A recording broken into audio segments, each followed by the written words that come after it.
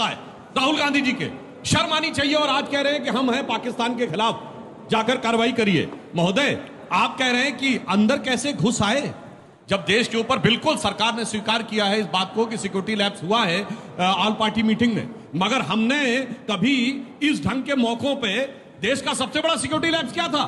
प्रधानमंत्री के घर में प्रधानमंत्री की हत्या हो गई, हमने कभी मुद्दा बनाया था उसको? इंदिरा जी का बोलिए, उससे बड़ा सिक्योरिटी लैप्स कोई हो सकता है? दूसरा मैं पूछना चाहता हूं, आप वो बात करते प्रधानमंत्री के घर में यासीन मलिक को बुलाते थे जिसने एयरफोर्स के अधिकारियों की हत्या की।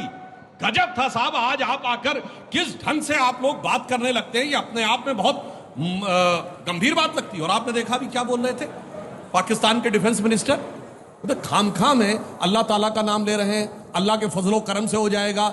जनाब ये चिंता मत करिए, हर बात में आप रिलीजन को लाने की जो कोशिश करते हैं, चिंता मत करिए, केवल अल्लाह के रहमो करम से, फजलो करम से नहीं होने वाला, इसके लिए टेक्नोलॉजी होनी चाहिए। और मैं आपको बताना चाहता हूं, जो कहते हैं ना न्यूक्लियर वॉर, पहली बात तो न्यूक्लियर वॉर कोई हैसियत नहीं, अभी तक रशिया ने कभी यूज नहीं किया यूक्रेन के ऊपर, ये क्या गीदड़ भपकी देते हैं। मगर मैं आपको बताना चाहता हूं, अप्रैल 2019 में 2019 के लोकसभा चुनाव के दौरान एक बार एक मैसेज आया था कि प्रधानमंत्री 12 बजे राष्ट्र को नाम संबोधित करेंगे, अगर आपको याद हो। पर आपको शायद नहीं याद होगा संबोधित क्या किया था। उन्होंने संबोधित यह किया था कि भारत ने लोअर अर्थ ऑर्बिट में मूव करते हुए किसी भी ऑब्जेक्ट को सटीकता से डिस्ट्रॉय करने की कैपेसिटी हासिल कर ली है, और यह कैपेसिटी हासिल करने वाले हम चौथे देश हैं।